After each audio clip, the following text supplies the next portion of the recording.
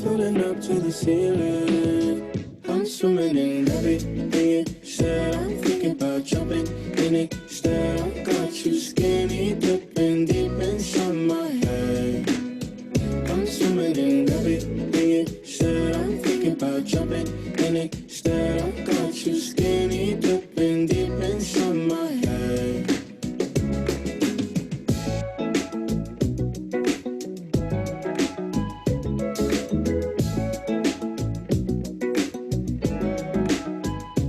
Listen the way you touch me. I don't know much about love, but I keep on checking my phone to see when you're home or when you want me to pull up. But one and the same, you got me caught in the days. I love it when you say my name real slow. All my love is yours. I'm swimming in everything you said. I'm thinking about jumping in it instead.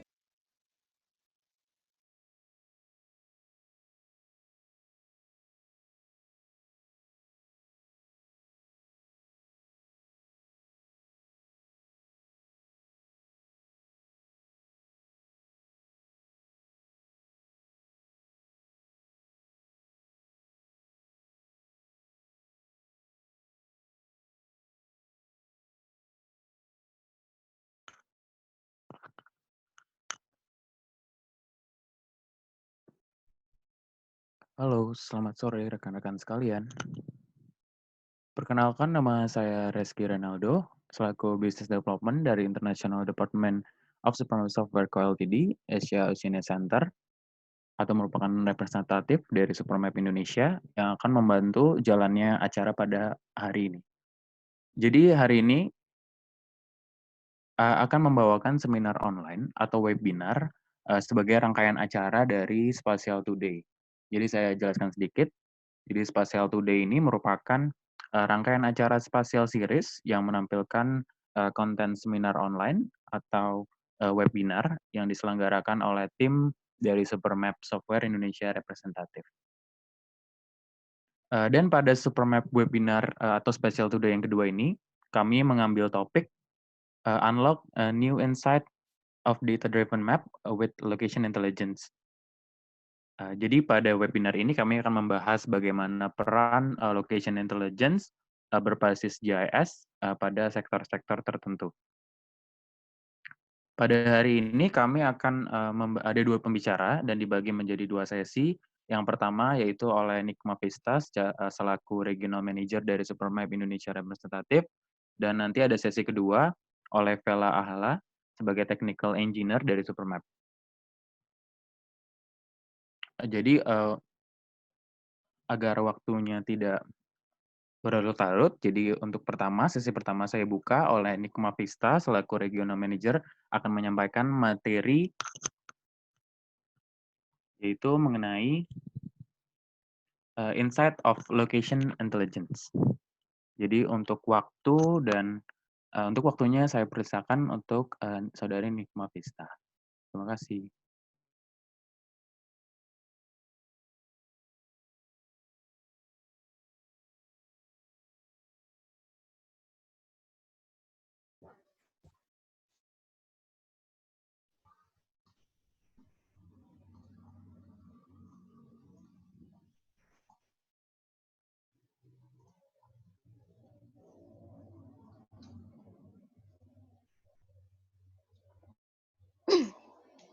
Tes, oke. Baik, selamat sore. Terima kasih untuk Bapak Reski atas dipersilakan waktu pada saya untuk presentasi di sore hari ini. Selamat sore teman-teman semuanya. Terima kasih untuk para peserta webinar sore hari ini. Perkenalkan, nama saya Nikma dari International Department Supermap Asia and Oceania Center. Di sini saya mewakili sebagai Regional Manager dari Supermap Representatif Indonesia seperti yang tadi sudah di-mention oleh Pak Reski. Jika nanti ada suara saya yang kurang jelas atau mungkin tidak kedengaran dan terlalu kencang atau terlalu cepat, Anda bisa chat di chat box Zoom yang sudah tersedia untuk memperingatkan saya sebagai presenter. Dan di sore hari ini saya ingin berbagi beberapa insight atau sedikit wawasan general mengenai GIS dan Location Intelligence atau bisa kita sebut sebagai Spatial Intelligence. Jika ada yang ingin bertanya, silakan bertanya di chat box nanti di waktu yang sudah ditentukan oleh moderator, atau jika tidak memungkinkan, maka kami akan mengumpulkan pertanyaan-pertanyaan Anda dan mengirimkan jawabannya via email. Untuk mempersingkat waktu, karena ini sudah menuju waktu berbuka, nanti 1 sampai 2 jam lagi, maka saya mau memulai saja untuk materi hari ini.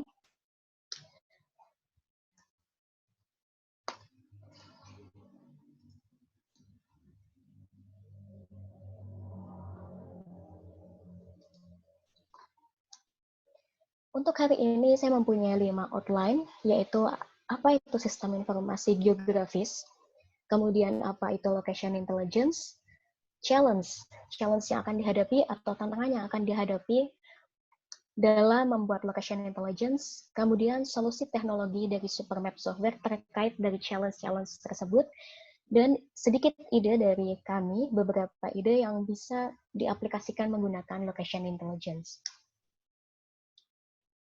Sistem informasi geografis. Jadi saya sendiri yakin pasti sebagian besar yang mengikuti webinar di sore hari ini sudah banyak belajar mengenai SIG.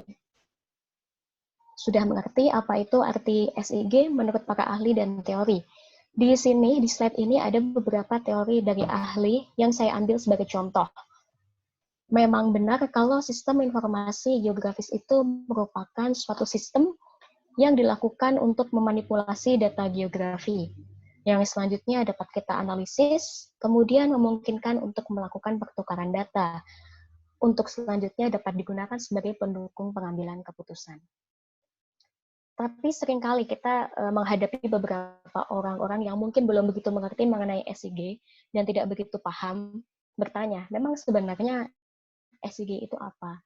Apakah itu sistem atau apakah itu lokasi? Bukannya SIG itu sama kayak Google Maps?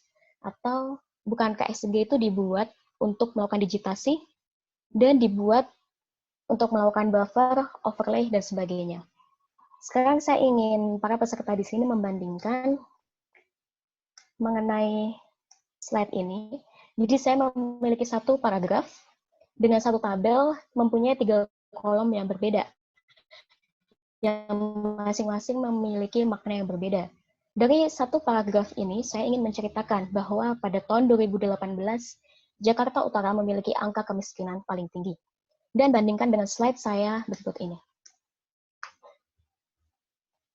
Dari gambar di slide ini, sebenarnya ini adalah dummy sampel untuk memperlihatkan kemiskinan di DKI Jakarta pada tahun 2018 melalui bentuk, melalui gambar, dan melalui warna. Kita sendiri selalu tahu akan istilah pictures tells everything. Inilah salah satu fungsi dan kegunaan dari sistem informasi geografis. Sistem informasi geografis sendiri sangatlah luas. SIG memang mempunyai alat atau tools yang dapat membantu kita, yang biasanya kita sebut software. Tapi SIG sendiri bukan buffer, bukan digit, bukan overlay, bukan software. SIG sendiri adalah sistem yang dapat membantu kita menyatukan data spasial dan non-spasial menjadi sebuah informasi berbasiskan geografis. Dan informasi tersebut dapat membantu kita untuk melakukan analisis on purpose untuk melakukan decision making. Ini sedikit general konsep dari apa itu SIG. Kemudian kita masuk ke location intelligence itu sendiri. Apa sebenarnya definisi location intelligence? Teman-teman di sini bisa cari apa itu definisi location intelligence di internet, di buku atau dimanapun. Dan dari beberapa sumber yang sudah saya dapatkan di internet, sebenarnya location intelligence itu sendiri adalah informasi yang berasal dari data geospasial, dipetakan secara visual dan meletakkan data secara spasial dan non-spasial secara kronologis. Jadi untuk location intelligence ini melibatkan orang-orang dan teknologi yang digunakan untuk memvisualisasikan data spasial untuk mengidentifikasi trends. Setelah dihasilkan trends, kemudian hubungan yang dihasilkan dari informasi tersebut dapat ditindaklanjuti dengan dibangun di atas alat SIG untuk memberikan insight berbasis data yang dapat menjangkau beberapa kasus penggunaan. Sebenarnya pada umumnya sendiri location intelligence selalu dikaitkan dengan business intelligence. Tapi kalau Anda tahu, sebenarnya location intelligence sendiri telah dipakai lebih dari 100 tahun yang lalu. Kasus pertama yang tercatat itu datang dari keberhasilan John Snow di London pada tahun 1854. Ketika beliau berhasil menggunakan location intelligence itu sendiri untuk melacak wabah Korea, wabah kolera. Jadi pada tahun itu terdapat kolera outbreak, dan beliau dapat melacak dan menguranginya dengan memetakan area kasus yang tumpang tindih dengan peta pompa air tertentu. Untuk tahu kisah lebih lanjutnya, Anda bisa searching di internet mengenai kolera map dari John Snow pada 1854. Jadi kesimpulannya, menurut saya sendiri, dengan adanya histori data spasial dan non-spasial, kemudian kita visualisasikan dan kita analisis di atas sistem informasi geografis, maka semua hal atau informasi tersebut dapat kita gunakan untuk mengidentifikasi trends atau gaya atau arah dari data tersebut yang akan menghasilkan forecast atau prediction. Dan hal ini tentunya akan sangat memudahkan untuk membantu banyak sektor dalam melakukan pengambilan keputusan. Jadi, sebelum location intelligence, sebenarnya kita melalui satu step yang sangat penting, yaitu data insight. Kita perlu menganalisis insight atau wawasan dari data yang kita punya, sehingga kita tahu value dari data kita tersebut untuk menghasilkan informasi yang baru. Contohnya, ketika kita memiliki data persebaran sekolah, misalnya, dari 5 tahun di satu wilayah, maka di tahun ke-6 kita semua sudah mendapatkan prediksi. Prediksi apa saja? Kita bisa mendapatkan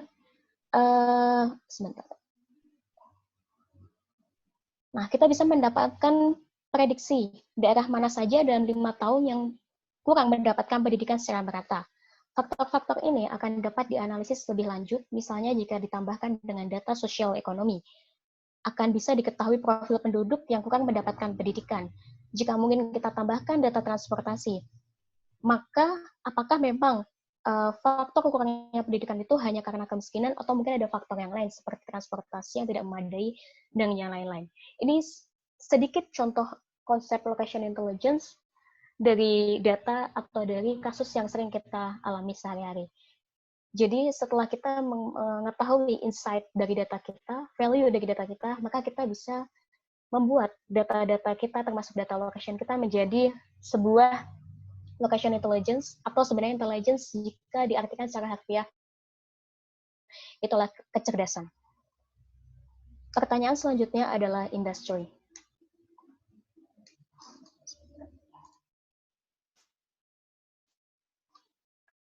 Jadi sebenarnya industri mana saja yang bisa menggunakan location intelligence? Karena seperti tadi yang kita lihat dari beberapa definisi dari location intelligence, sebagian besar dikaitkan untuk business intelligence.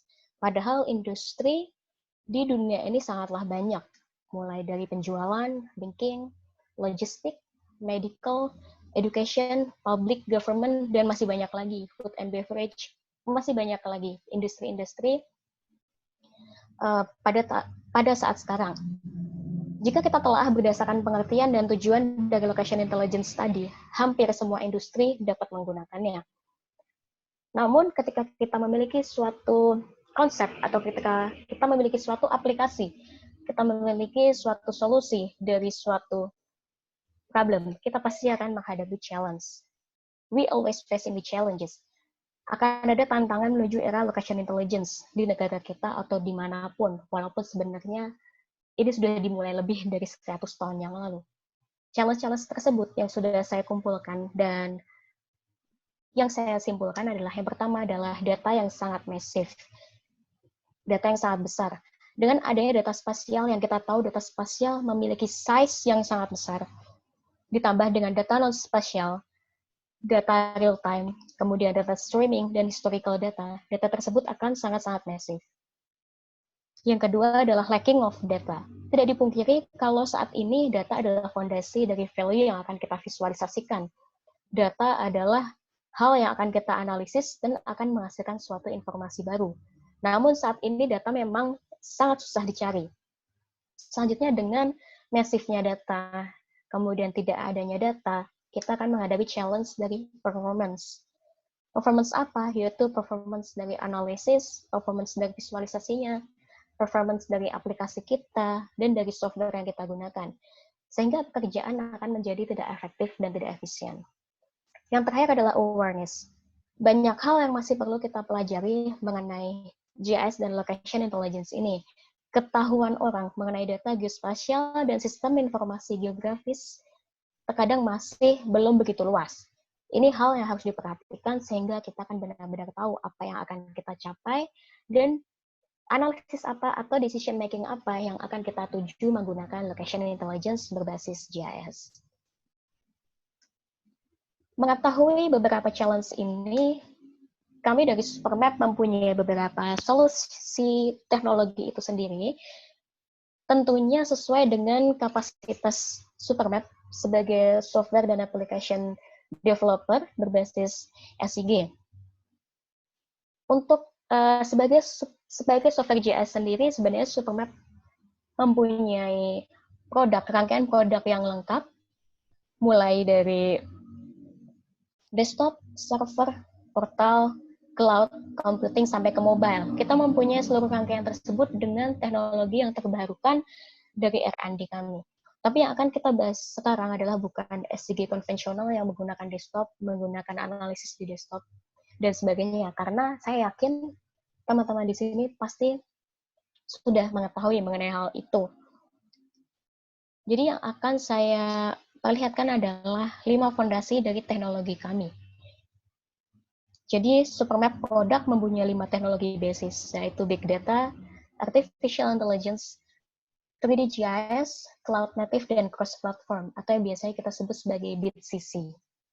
Nah, lalu di mana letak kita bisa support location intelligence-nya? Jika kita menilik dari challenge yang tadi saya berikan, ada 2 challenge yang itu menyangkut mengenai teknologi, yaitu massive data dan performance. Karena kalau kita berbicara soal lacking of data dan awareness, sometimes hal tersebut sudah terkait dengan regulasi atau dengan peraturan di wilayah tertentu atau mengenai pembelian data. Jadi saya akan membahas solusi dari Supermap yang berbasiskan teknologi, yaitu massive data dan performance. Saya akan share beberapa teknologi Supermap yang pasti akan dibutuhkan jika kita membicarakan location intelligence. Seperti yang tadi saya mention, saya tidak akan membahas SIG konvensional seperti desktop dan analisisnya, karena pasti semua yang ada di sini mengetahui hal tersebut. Yang pertama adalah Supermap iServer.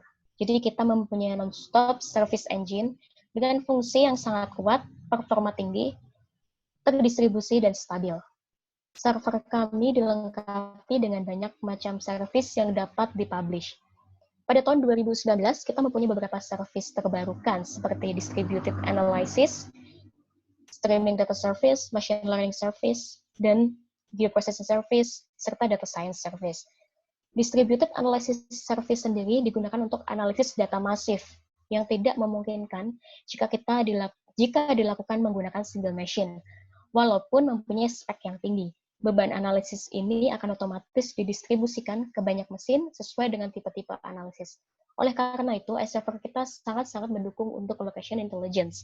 Selain itu, server kami juga dilengkapi dengan big data teknologi yang langsung embedded di dalam server kami. Jadi, user tidak perlu menginstalasi ulang, hanya perlu beberapa konfigurasi.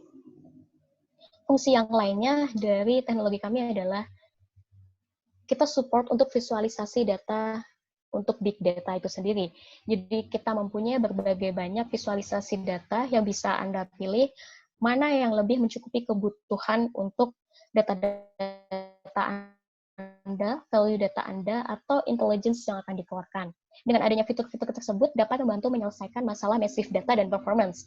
Didukung dengan big data engine dan distribute spatial analysis, performa dari analisis dan aplikasi akan semakin tinggi. Massive data menurut saya merupakan challenge yang sangat fatal karena akan mempengaruhi dari storage data itu sendiri, visualisasi data, dan analisis data. Saya akan memberikan salah satu contoh. Ini adalah contoh live streaming data yang langsung di-tracking dan divisualisasikan secara real-time. Bisa dilihat data sangat masif dan performanya tetap berjalan tinggi. Tidak ada berhenti ataupun tidak ada loading error. Video ini adalah salah satu sampel technical cooperation antara Supermap dan Alibaba Polar Database. Dilakukan untuk memonitoring situasi dari data streaming dan didapatkan hasil yang sangat memuaskan. Melakukan query satu kota di Beijing, dan hasilnya adalah sangat efektif dan smooth. Lebih dari 2,5 miliar data dilakukan, lebih dari 2,5 miliar data dilakukan analisis query, fokus pada seluruh Beijing untuk melihat perjalanan pesawat lokal. Sistem tersebut sebenarnya terkoneksi dengan regular quasi app yang mempunyai data 2,5 miliar global flight, ditambah dengan 4D, yaitu 3D space dan waktu, dengan ditambahkan efek dari visualisasinya dan query data per millisecond. Sistem ini menggunakan single machine dari Alibaba Cloud, 16 virtual CPU dengan RAM 32 GB, dan dengan Supermap teknologi berhasil mengupdate 5.000 data setiap setengah detik. Jadi ini adalah contoh performance dari produk Supermap teknologi. Jadi, tidak dilakukan lagi ketika kita melakukan atau membuat aplikasi location intelligence dengan teknologi-teknologi dari Supermap, maka kita akan mendapatkan performance yang tinggi. Kemudian ini adalah salah satu contoh grafik perbandingan waktu dan kinerja dari Big Data Engine Supermap. Dapat dilihat bahwa dengan melakukan analisis dari 100 juta data dan 20 juta data dengan spek 4 CPU cores 16 GB, semakin banyak nodes terdistribusi, maka akan semakin mengurangi waktu kerja dan menambah performa dari aplikasi tersebut. Teknologi selanjutnya adalah kita mempunyai edge computing technology. Jadi untuk developer GIS software, ini adalah salah satu produk eksklusif dari Supermap. Hal ini dapat dilakukan dengan menambahkan performa dari client-side experience. Saya sendiri sebagai user GIS selalu mendapatkan challenge ketika saya ingin mengakses data GIS secara online ataupun offline. Kadang kita mengalami masalah, yaitu masalahnya adalah selalu loading secara terus-menerus atau bahkan error. Kita selalu mendapatkan slow response speed ketika ingin mengakses data center kita, apalagi kalau sedang online dan kita harus mengakses cloud. Entah mulai dari visualisasinya yang sangat slow sehingga tidak muncul dan tidak pernah bisa melakukan analisis. Dengan menggunakan IH ini, maka kita akan mendapatkan quick response ketika mengakses data center. Dikarenakan semua data yang ada di data center itu akan tercopy 100% dalam node yang lebih dekat ke klien. Jadi klien atau saya ketika ingin mengakses cloud data center yang ada di pemerintah pusat misalnya, saya tidak akan akses langsung ke sana, tapi saya akan akses melalui edge ini, di mana datanya 100% sama, dan jika ada perubahan di data center, maka user di data center tidak perlu mengubah secara manual, karena akan otomatis terupdate di edge tersebut. Selanjutnya, kita juga menyediakan portal yang mempunyai beberapa aplikasi yang digunakan secara langsung dan memungkinkan untuk mengetahui insight dari data, yaitu Data Insight App dan Dashboard App. Dengan menggunakan aplikasi ini, Anda dapat mengintegrasikan secara langsung no-coding data spasial dan non-spasial Anda yang akan otomatis terintegrasi dengan data statistik di dalamnya. Jadi Anda bisa melakukan analisis secara langsung, baik analisis secara visual maupun analisis secara spasial. Jadi ketika kita menganalisis secara visual, kita akan langsung tahu poin-poin mana atau perkembangan statistik mana yang terintegrasi dengan data spasial tersebut. Selanjutnya masih mengenai data massive dan performance. Ketika Anda memiliki serangkaian Big Data Engine, maka akan membutuhkan aplikasi tambahan untuk memaintenance dan memonitoring seluruh mesin dan aplikasi Anda. Supermap iManager, salah satu software kami yang merupakan pusat kontrol dan manajemen yang dapat dilakukan untuk manajemen aplikasi, infrastruktur, dan big data. Kita dapat manage cloud produk kita di semua server kita, di semua portal kita dari satu tempat. Jika kita mempunyai puluhan atau ratusan server, apalagi dengan mempunyai aplikasi location intelligence, itu sangat memudahkan untuk manajemen deployment atau pembuatan node baru. Apalagi big data membutuhkan banyak node untuk storage dan processing-nya. Baik, teknologi terakhir yang akan saya sampaikan dari Supermap itu adalah machine learning service. Kami mempunyai machine learning service dengan algoritma dan coding yang tersedia dalam iClient Supermap. Dibantu dengan data science service dan multiple iteration, maka kita bisa membuat model training data yang kemudian akan dipublish bersamaan dengan model application pada iServer dan akan mendapatkan prediksi dari data tersebut. Sebenarnya ini adalah teknologi lanjutan dari Artificial Intelligence Supermap yang saat ini memang masih digunakan untuk prediksi hitungan dan klasifikasi image menggunakan deep learning. Tapi ini menunjukkan bahwa kita sudah mempunyai basis dari machine learning service yang menggunakan deep learning yang selanjutnya akan bisa dikembangkan menjadi predictioning untuk data-data yang disediakan atau data-data dari klien itu sendiri. Menuju outline terakhir, yaitu beberapa ide kecil sebenarnya, atau ini merupakan salah satu ide yang mungkin bisa kita aplikasikan di kehidupan kita sehari-hari.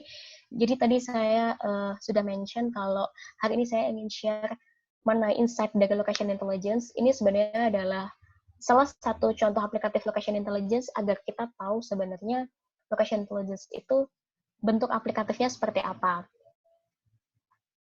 Jadi misalnya kita mempunyai big data center, entah itu, kalau di sini saya membicarakan contoh dari big data center untuk pemerintah pusat. Jadi memang dikelola oleh pemerintah. Nanti setelah ini mungkin akan ada sesi dari technical engineer kami untuk memberikan contoh di sektor yang lain. Ketika di data center ini kita memasukkan beberapa data, misalnya seperti data topografi atau tematik, kemudian kita overlaykan dengan data sosial ekonomi, kemudian misalnya kita overlaykan dengan data utilitas air bersih, dengan data penyakit tiap daerah, dengan data boundary desa, kita overlaykan lagi dengan city planning, dengan data populasi, dan data persebaran rumah sakit. Setelah semua data itu kita overlaykan, dan kita analisis berdasarkan historicalnya, maka kita akan mendapatkan beberapa value dari data-data yang kita punya. Jadi, setelah kita overlay data, kita tidak hanya tahu, oh, data-data ini setelah ter-overlay, bentuknya seperti ini. Paling banyak di sini, paling sedikit di sini. Atau kita bisa buffer, atau kita bisa overlay, atau mungkin kita bisa download datanya, kemudian kita bikin tematik yang lain. Tapi sebenarnya kita bisa mempunyai trends dari data itu sendiri. Yang pertama, kita bisa mendapatkan trends berdasarkan lokasi-lokasinya. Yang kedua, kita bisa melihat dan mendapatkan angka pertumbuhan ekonomi berdasarkan lokasi, strata, dan populasi dari masyarakat. Yang ketiga, kita bisa melihat tingkat persebaran penyakit tertentu berdasarkan populasi itu sendiri. Kemudian berdasarkan status penduduk, kemudian berdasarkan tingkat ekonomi dan ketersediaan fasilitas rumah sakit. Dengan diketahuinya beberapa data ini, maka akan memudahkan kita untuk melakukan decision making seperti penentuan pemerataan fasilitas kesehatan. Atau kita bisa memprediksi penyakit di lingkungan tertentu.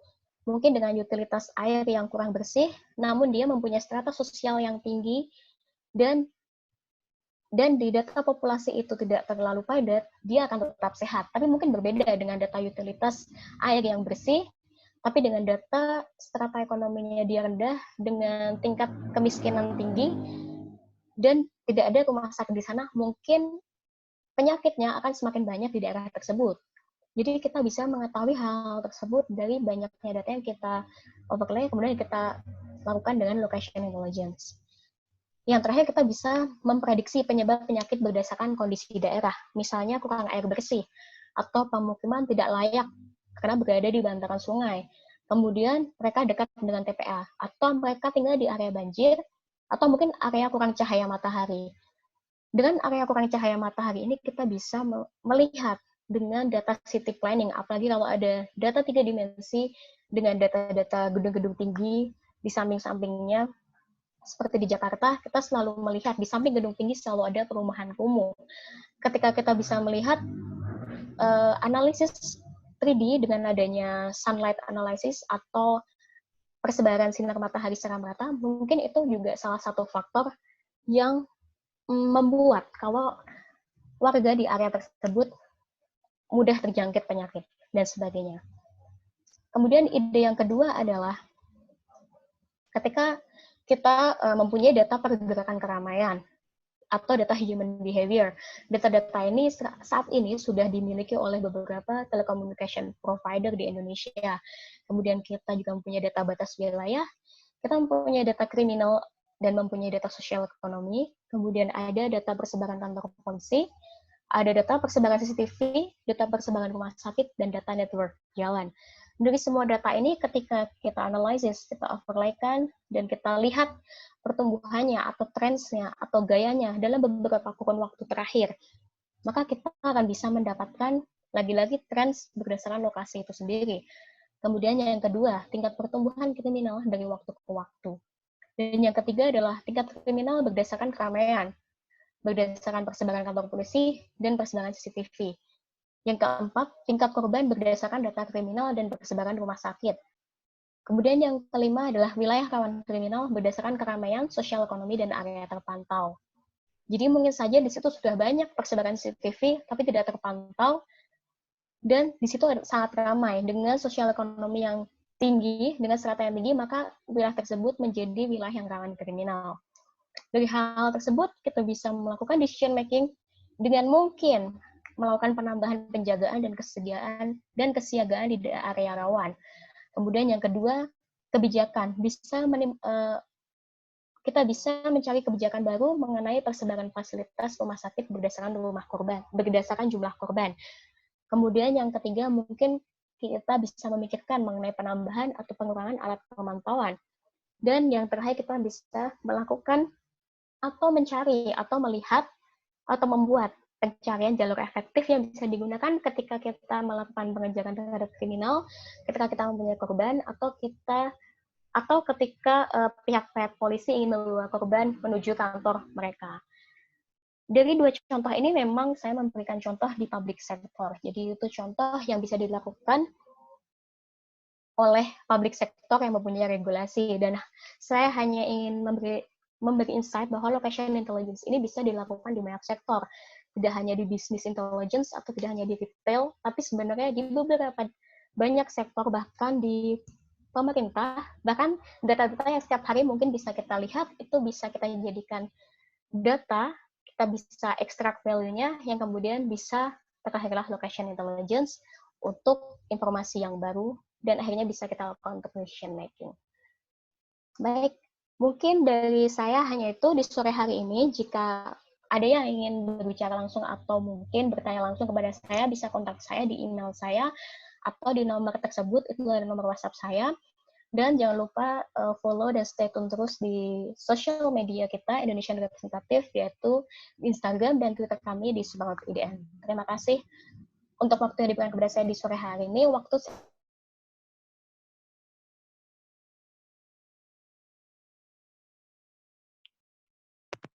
Saya kembalikan. Oke, baik. Terima kasih kepada Ibu Nikma Vista untuk presentasinya pada kali ini.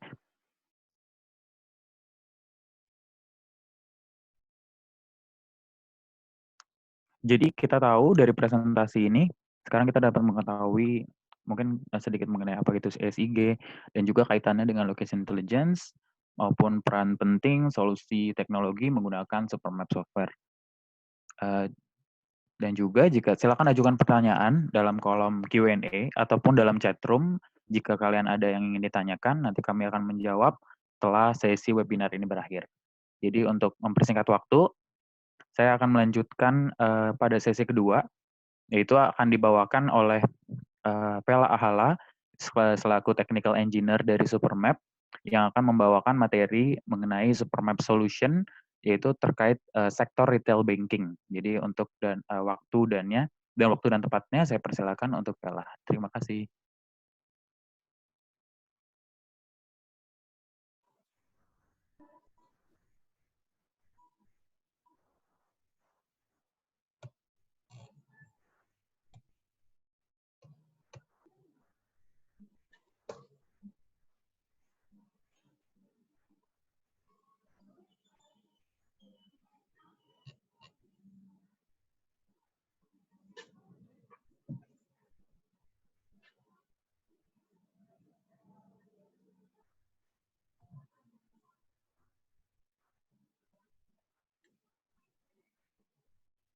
Ya, selamat sore kepada seluruh peserta webinar Supermap dengan topik Unlock New Insight of Data-Driven Maps with Location Intelligence.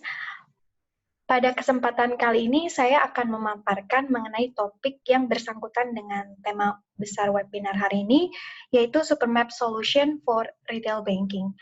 Sebelumnya mungkin saya akan perkenalkan diri terlebih dahulu. Nama saya Vela Ahala, Technical Engineer dari Supermap Indonesia, representatif di Departemen Asia and Oceanian Center.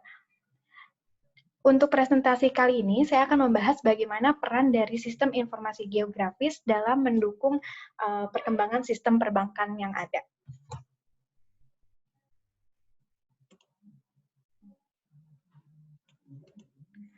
Baik, kita akan mulai pada outline yang pertama, yaitu latar belakang. Latar belakang mengapa GIS dapat membantu perkembangan sistem perbankan, dan sekiranya apa saja yang menjadi tantangan dan peluang yang ada dalam memanfaatkan komponen lokasi di dunia perbankan itu sendiri. Oke, jadi apa saja yang menjadi tantangan dan juga peluang untuk retail banking dalam memanfaatkan komponen lokasi dan juga teknologi sistem informasi geografis. Faktor yang pertama adalah faktor eksternal, atau faktor yang ada di luar industri itu sendiri.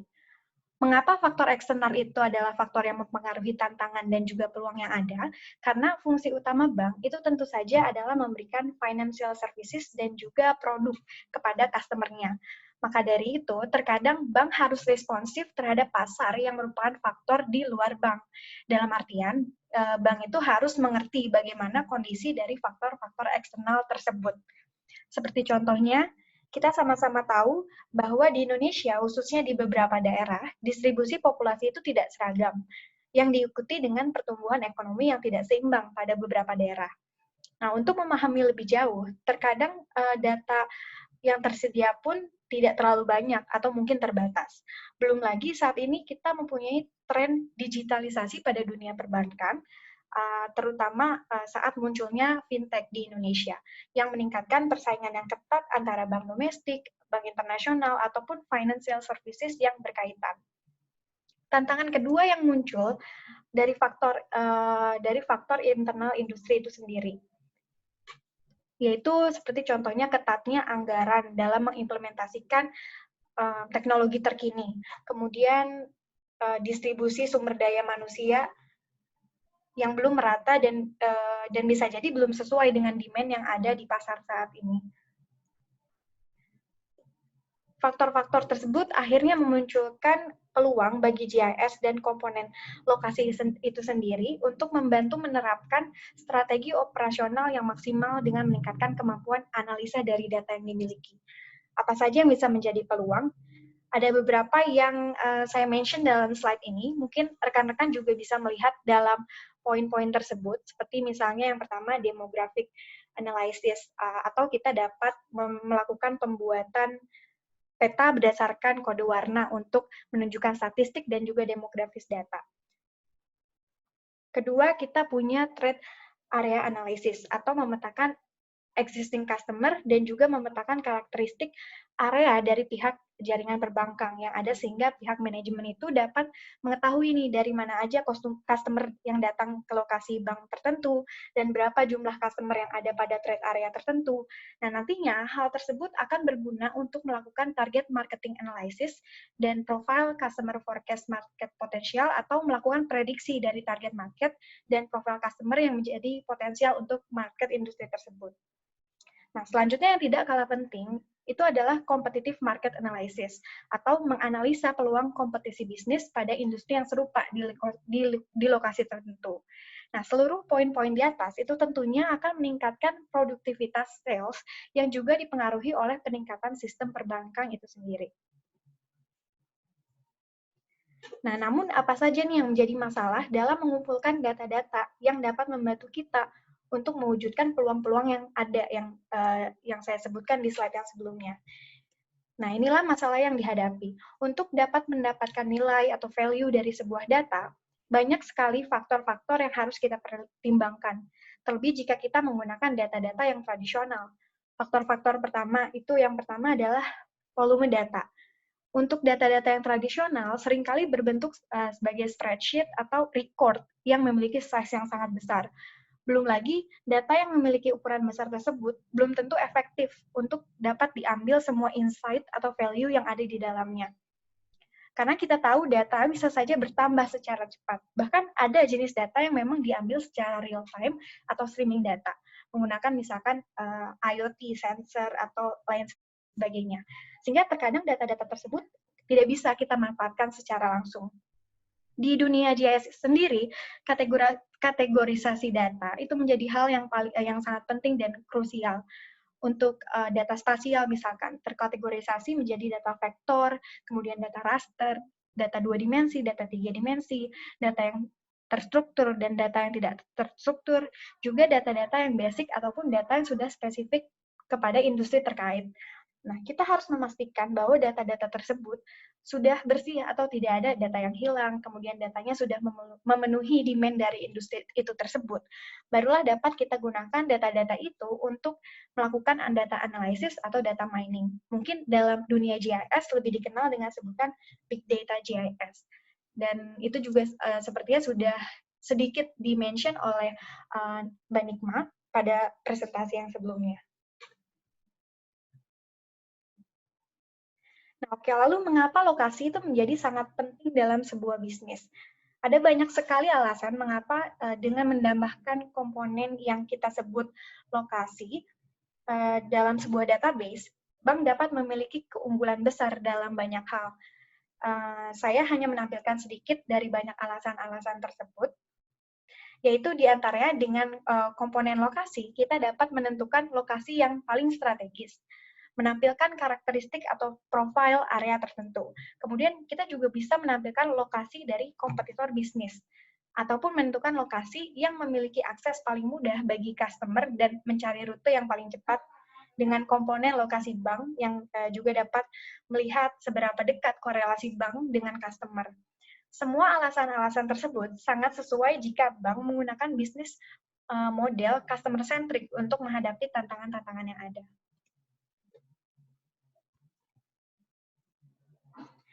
Dan untuk mendapatkan hasil yang lebih optimal, terkadang teknologi GIS itu juga perlu untuk berkolaborasi atau berintegrasi dengan tren dunia IT yang ada, yaitu IoT, seperti contohnya Internet of Things, Cloud Computing, Big Data, Artificial Intelligence, atau wireless communications.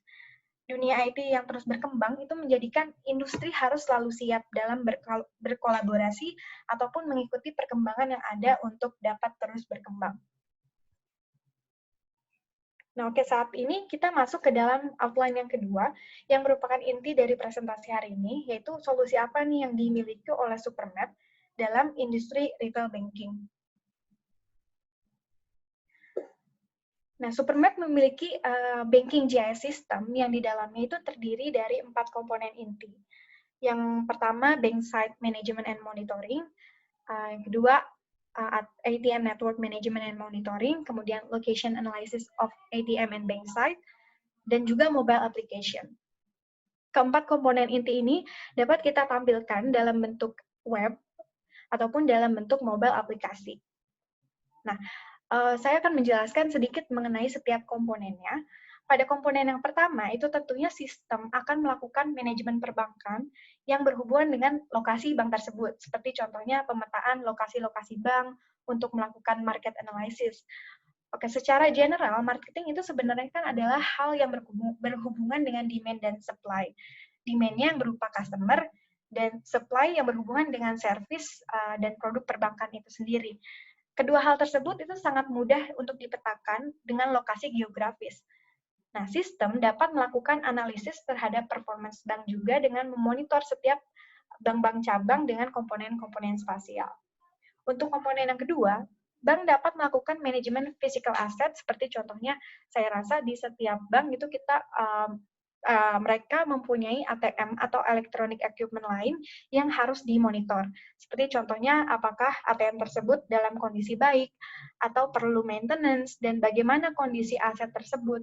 Kemudian misalkan kita ingin melakukan online tracking dari cash status ATM, apakah di ATM tersebut sekarang tidak ada cash sama sekali atau bagaimana. Nah, atau bisa jadi bagaimana tim logistik yang berhubungan dengan jaringan ATM dapat mencapai lokasi dengan efektif. Seperti contohnya kita membuat sebuah cash van fleet management untuk jaringan ATM. Nah, yang ketiga, untuk komponen ketiga itu nggak kalah pentingnya dalam hal penentuan lokasi cabang bank ataupun ATM yang baru. Diperlukan banyak sekali parameter yang biasanya ditentukan oleh industri tersebut, karena berbeda industri, maka parameter data yang diperlukan itu juga berbeda. Nah, komponen yang terakhir itu adalah mobile aplikasi. Biasanya mobile application itu digunakan untuk survei lapangan bagi tim-tim lapangan, seperti contohnya merekam kondisi aset, kemudian melaporkan ke tim manajemen, dan lain sebagainya. Ataupun melakukan tracking dari mobile phone mereka, nantinya mereka akan update ke dalam aplikasi web. Kemudian yang jadi pertanyaan adalah bagaimana GIS tersebut bekerja. Ada 5 komponen penting dalam GIS, yaitu visualize, information, strategy, review, dan analyze. Dan hal yang paling pertama dilakukan untuk GIS berfungsi dalam location intelligence, khususnya untuk di retail banking, adalah memetakan setiap lokasi bank yang memiliki market potensial. Kemudian kita dapat melakukan analisis berdasarkan distribusi dari point of interest dari setiap lokasi bank tersebut dengan distribusi existing customer yang ada. Selanjutnya dilakukan identifikasi dari lokasi customer tersebut. Apakah seperti misalkan lokasi dari customer tersebut berdekatan dengan lokasi bank atau justru berjauhan, dan ada berapa jumlah bank yang ada di sekitar area target. Untuk nantinya akan dilakukan market potential analysis dengan mengkombinasikan banyak sekali data eksternal yang didapatkan dari lembaga-lembaga atau organisasi-organisasi terkait. Hal-hal yang berhubungan dengan customer itu biasanya dapat menjawab berbagai macam pertanyaan yang diajukan oleh pihak manajemen. Sebagai contoh, di mana saja distribusi lokasi customer kita berada, misalkan, atau bagaimana karakteristik dari area yang akan dibentuk sebagai lokasi baru, sebagai lokasi site yang baru atau lokasi bank yang baru. Dan area mana saja yang bisa dicakup atau dilayani oleh cabang bank tersebut, dan area mana yang tidak bisa dicakup atau tidak bisa dilayani. Nah, hal-hal tersebut itu dapat diidentifikasi dengan mudah menggunakan analisis-analisis yang berhubungan dengan GIS.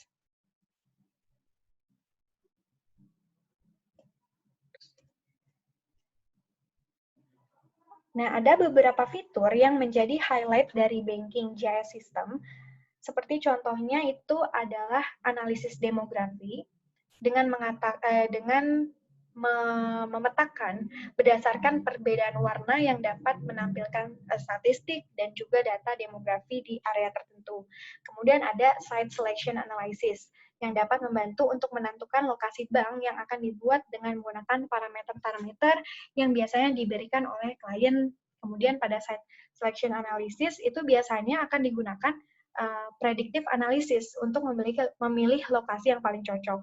Kemudian ada juga business unit management yang dapat mengelola cabang, memonitor pengeluaran dan performance dari cabang. Juga user dapat menggunakan analisis ini untuk menampilkan lokasi-lokasi dari ATM atau physical asset yang mereka punya. Selanjutnya ada customer mapping for banking, yang dapat mengelola customer seperti mengetahui market gap-nya, atau mengetahui customer mana nih yang melakukan late payment loan dan di mana lokasi customer tersebut berada. Kemudian ada market profiling for banking yang dapat mendefinisikan target group dari customer dan kompetitor dari area tertentu. Juga bagaimana akses lokasi berdasarkan data-data, misalkan jaringan jalan dan sebagainya. Dua yang lainnya itu adalah business expansion planning dan branch performance monitoring.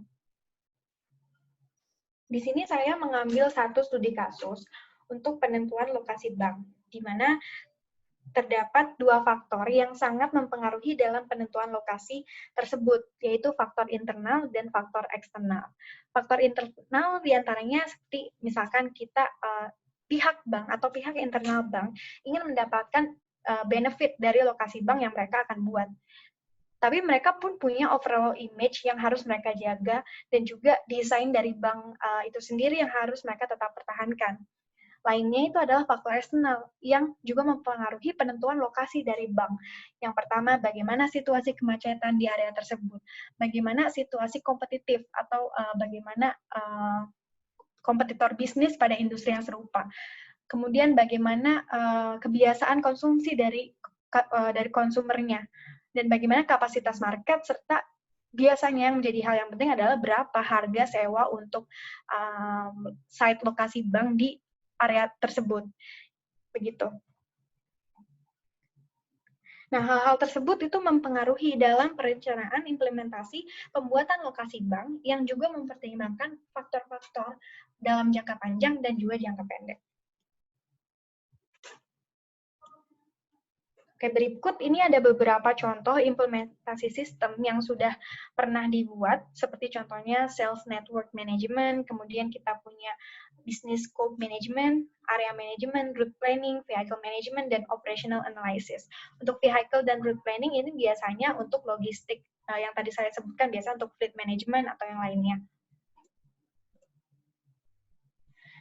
Oke, kita mengetahui bahwa visualisasi data itu menjadi hal yang sangat penting dalam analisis-analisis yang nantinya akan kita lakukan pada banking GIS system.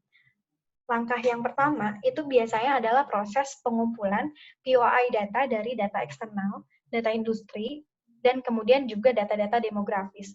Selanjutnya dilakukan analisis untuk mengkombinasikan data-data eksternal tersebut dengan data-data internal industri. Seperti contohnya menampilkan lokasi-lokasi strategis, menampilkan profile customer, kemudian menampilkan lokasi kompetitor, dan juga distribution channel. Nah, data visualization ini juga berperan penting dalam memonitor sales review dan melakukan segmentasi. Ada banyak cara memvisualisasikan data-data tersebut menggunakan GIS melalui berbagai tipe visualisasi dan peta tematik, seperti gambar berikut misalkan, yang ada di pojok kanan.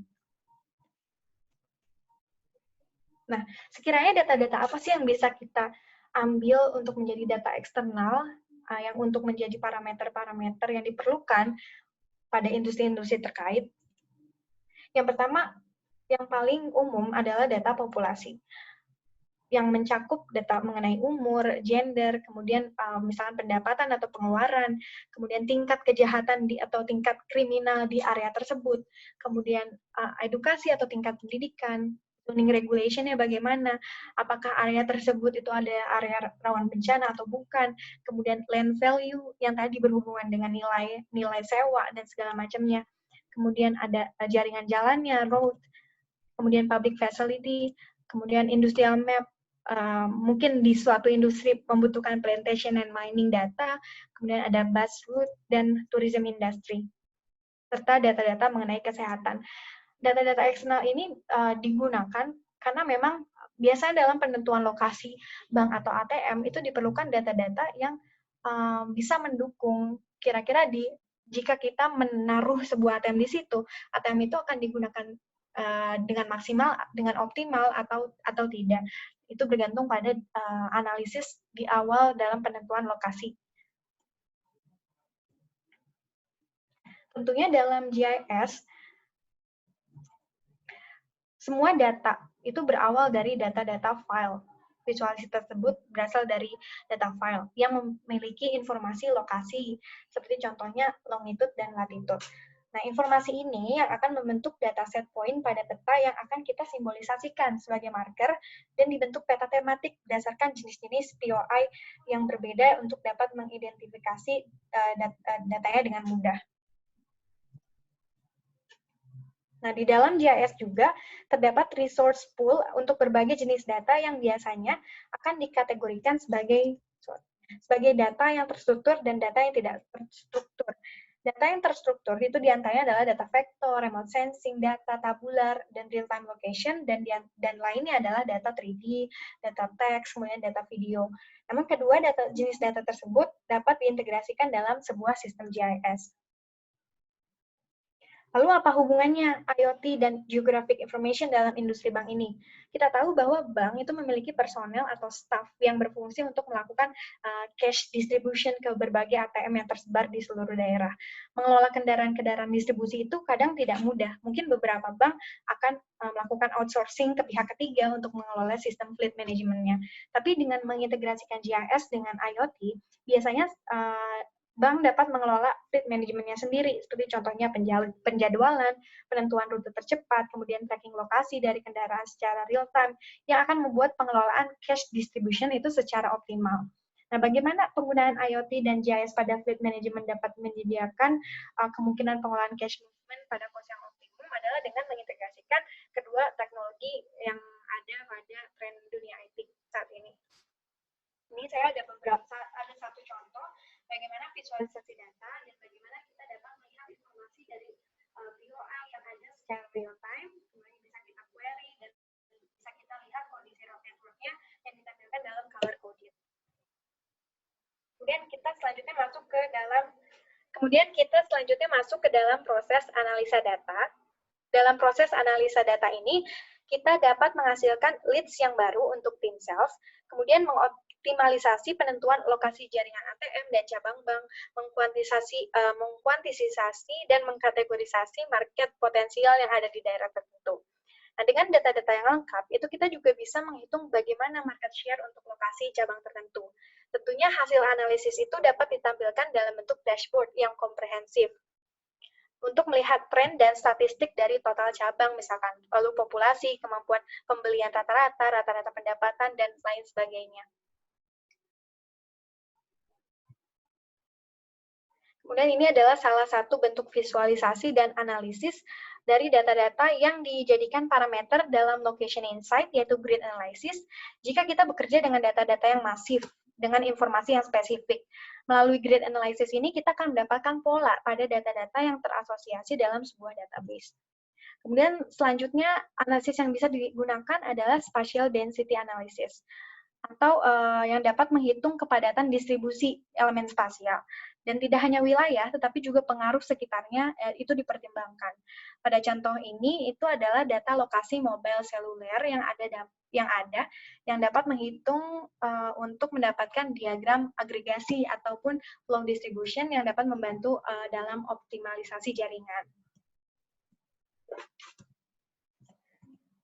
Kemudian selanjutnya, analisis yang bisa digunakan adalah membuat multivariable grid yang merupakan yang menggabungkan berbagai macam data dalam suatu layer untuk ditampilkan dan dianalisis. Nah, pada skenario kali ini digunakan pemilihan lokasi yang mempertimbangkan berbagai dimensi seperti populasi, kemudian edukasi, nilai bangunan, tingkat pendidikan, pusat perbelanjaan, dan sekitarnya. Ini ada salah satu contoh mengenai pemilihan site lokasi. Kita bisa tahu yang terdekat itu bank yang mana. Kemudian ada berdasarkan parameter buffer, misalkan dari 5 meter, 10 meter, dan lain sebagainya. Kemudian kita tahu bahwa dalam penentuan site location analysis, ada banyak sekali faktor-faktor yang berpengaruh, seperti contohnya kemacetan, populasi, public facility, dan berbagai hal lainnya. Nah, data-data tersebut itu dapat kita kombinasikan dan kita visualisasi melalui yang tadi grid analysis, untuk selanjutnya dilakukan analisis data sesuai dengan parameter yang diinginkan oleh klien. Analisis yang selanjutnya yang biasa digunakan adalah analisis area layanan atau service area, yang mengutamakan atau menganalisis ruang lingkup layanan fasilitas untuk menyediakan pengambilan keputusan dalam analisis bisnis. Nah, suatu fasilitas layanan, atau misalnya biasanya ATM atau bank, itu mempunyai radius layanannya sendiri. Jadi berbeda untuk setiap jenis industri. Nah, di sini juga ada Sales Network Management Platform yang memungkinkan klien untuk melihat jaringan ATM atau bank mereka di seluruh area. Mereka juga dapat memilih lokasi bank, memilih atau menampilkan lokasi dan performance bank di lokasi yang berbeda, misalkan di mall yang berbeda, lokasi bank yang eksklusif, atau lain sebagainya dalam berbagai warna di peta. Mereka juga dapat memasukkan kata kunci untuk menemukan lokasi bank, mengklik bank atau ATM untuk mendapatkan informasi yang terperinci seperti posisi atau orang yang dapat dihubungi, manajemen sales, dan lain sebagainya. Ini ada beberapa screenshot mengenai aplikasi atau sistem. Yang pertama ini bank site management. Pengguna itu bisa melihat lokasi dan data-data secara real time dari lokasi bank ataupun misalkan staf lapangan, di mana informasi lokasi ini dapat disediakan dari aplikasi mobile yang terintegrasi. Kemudian ada vehicle management yang terkoneksi secara real time. Lalu ada CCTV integration, untuk kita bisa, seperti di sini, kita bisa klik satu POI untuk menampilkan CCTV yang ada di dalam data tersebut. Dan juga kita bisa menampilkan distribusinya secara heat map display.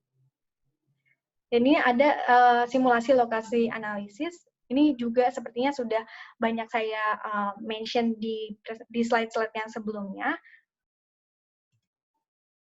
Pada intinya untuk location analysis ini kita menggabungkan banyak sekali data. Yang pertama business survey data, social economic, dan peta dan juga planning chart. Untuk nantinya itu dianalisis berdasarkan informasi dari klien, untuk bank information dari bank, kemudian bagaimana informasi traffic network atau jaringan jalan mengenai kemacetannya, thematic map dari segala macam data eksternal, dan juga tentunya geographic map.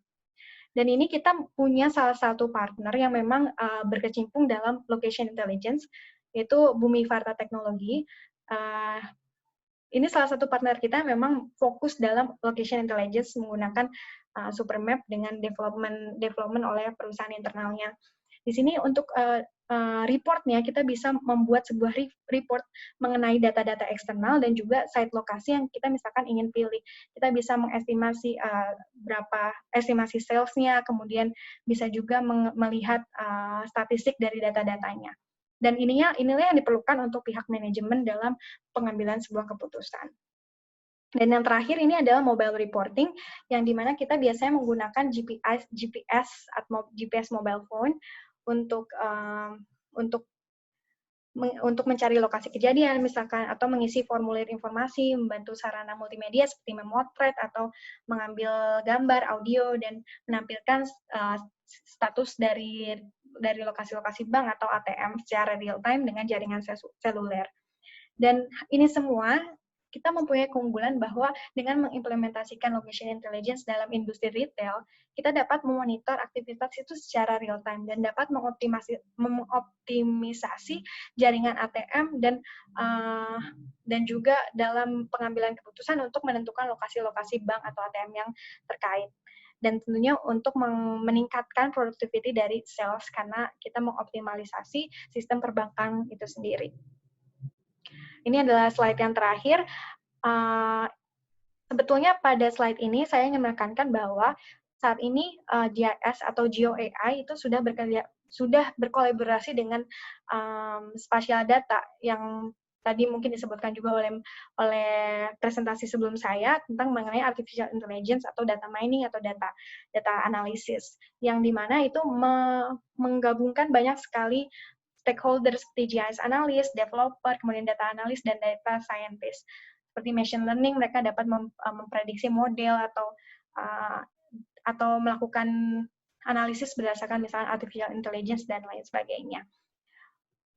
Oke, saya rasa cukup dari presentasi dari saya hari ini. Mohon maaf karena mungkin waktunya melewati batas yang seharusnya saya gunakan. Semoga presentasi hari ini bisa memberikan sedikit gambaran atau ide bagaimana solusi GIS untuk industri retail banking. Dan untuk selanjutnya saya kembalikan kembali kepada Pak Reski selaku moderator. Terima kasih.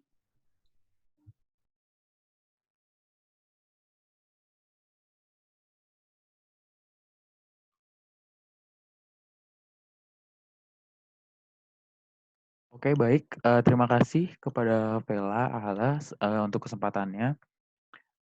Jadi, dari presentasi kali ini kami juga mendapat mengetahui mengenai peran lokasi intelligence dengan basis GIS meliputi data dan analisis yang dibutuhkan itu terkait dengan retail banking di sektor tertentu tadi, yaitu dari retail banking dan juga keuntungannya.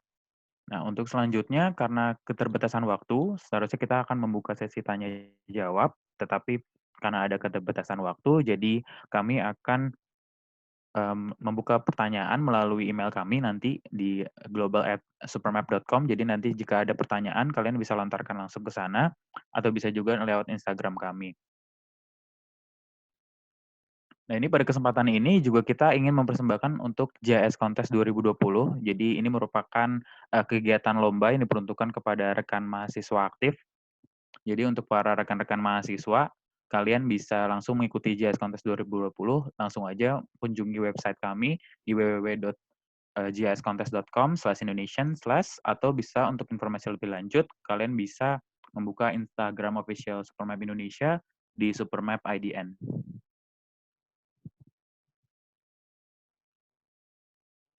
Oke, baik. Terima kasih kepada rekan-rekan sekalian, para peserta webinar, atas waktunya untuk mengikuti rangkaian acara Spatial Today atau Supermap Webinar pada sore hari ini. Semoga seminar pada hari ini yang kami bawakan memberikan manfaat dan juga menambahkan pengetahuan rekan-rekan semua. Seperti yang tadi saya bilang, jika ada pertanyaan, kalian juga bisa ajukan pertanyaan ke email kami di global@supermap.com ataupun di Supermap di Instagram ataupun Twitter kami. Jadi jangan lupa follow akun IG kami di Supermap IDN, ada juga di LinkedIn dan juga di YouTube, atau bisa menghubungi kami langsung di Supermap Indonesia Representative email di global@supermap.com. Dan juga hasil dari webinar kali ini kami akan upload langsung ke YouTube official Supermap di Supermap Representative Indonesia. Jadi akhir kata, saya Reski Renaldo selaku Business Development dari Supermap mengatakan webinar pada kali ini telah selesai, dan untuk rekan-rekan semua, stay healthy, stay safe, dan stay at home. Terima kasih.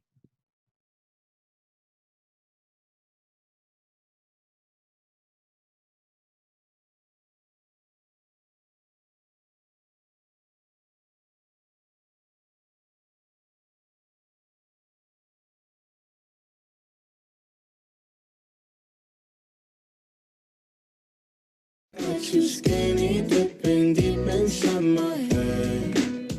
I'm swimming in everything you said. I'm thinking about jumping in it. Say I got you skinny dipping deep inside my head. Inside my head.